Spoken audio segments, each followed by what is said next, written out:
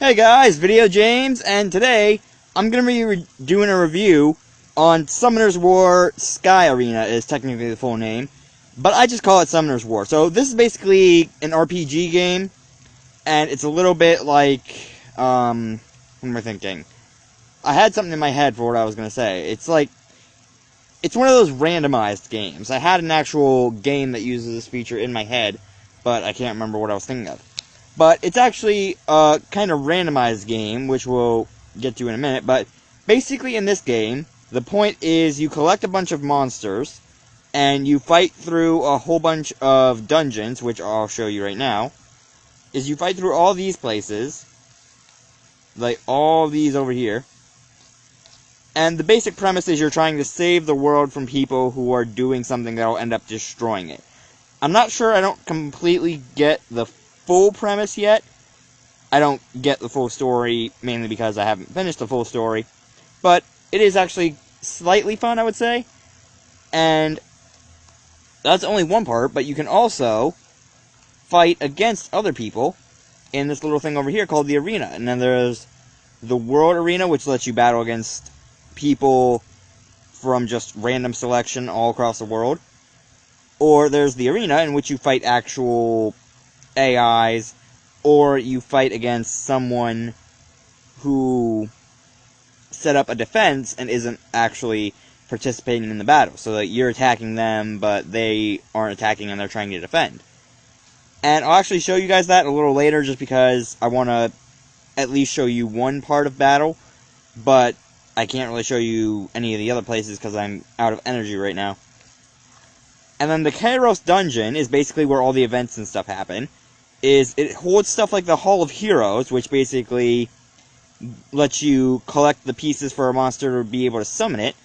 And it has all these normal dungeons which drop items, like it's got Giant Keep, Dragon's Lair, it's got Hall of Magic, and it's got Hall of Light. So it's got a whole bunch of dungeons in there too, which that's probably the most useful place for evolving your monsters, I would say.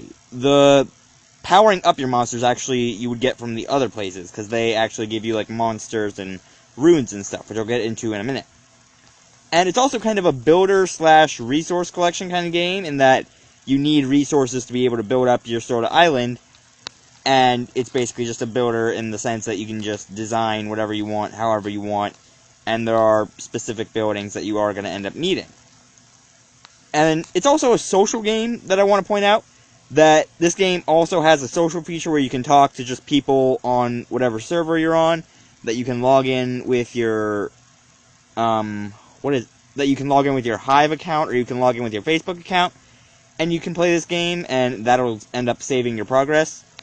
But anyway, moving on to the actual monster thing, which I'm going to click on right now. The main goal of the game is to collect a bunch of monsters that you can use to fight other people. So right now, I've got very little.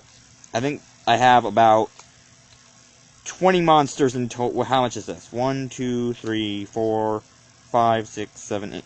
Yeah, I've got about 20 monsters in total that I'm actually probably going to end up using in the future. But the main goal of this game is to go through and collect a lot of monsters, some of which are overpowered and some of which are weak as heck, like the Rainbow Mon, which does literally nothing except power up the other monsters, or the Griffin, which not only attacks but has secondary effects when it attacks.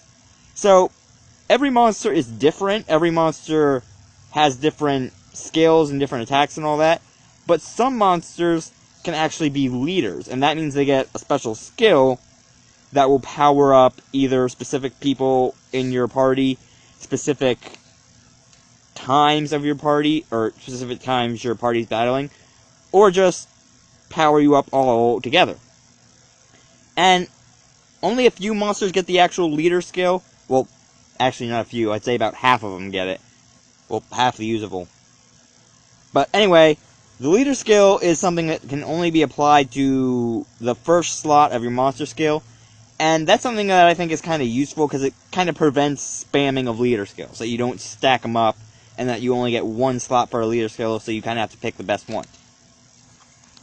And then, like I said, resource collection, you do kind of need mana, which is this little blue thing, And you do need the crystals for this reason, that with the shop, over here, you can actually buy stuff for mana, or if you go into the summon henge, right here, basically because it's like Stonehenge, that's why it's called a summon henge, is that you can summon monsters in a whole bunch of different ways, such as Mystical Summon, which takes 75 scrolls, or Social Summon, which takes 100 social points, which actually isn't that hard to do.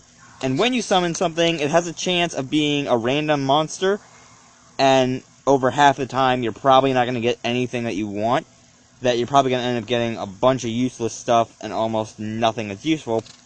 And that's one thing that I hate about the game, is that the way it stacks up its monsters is that the way they come out, usually you're going to end up getting sucky ones almost 99% of the time more than you get an actual good one. And to me that kind of seems unfair, because most of the good ones are in the 1% range.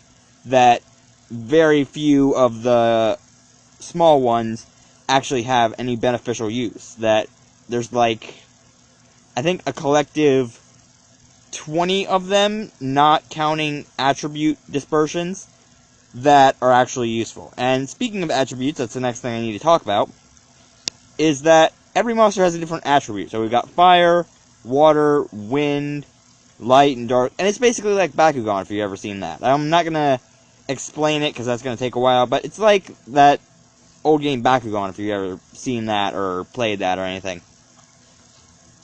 And then this energy up here, this little lightning thing, this is what lets you battle. And this little wing thing underneath it here is how many times you can go into the arena. And the arena takes 1 per wing, but the energy takes around 3 or 4 per level. So I'm actually going to show you guys the battle now, since I actually have a thing in the arena that I can do. So I'm going to go into a rival battle, and I'm going to fight this lady.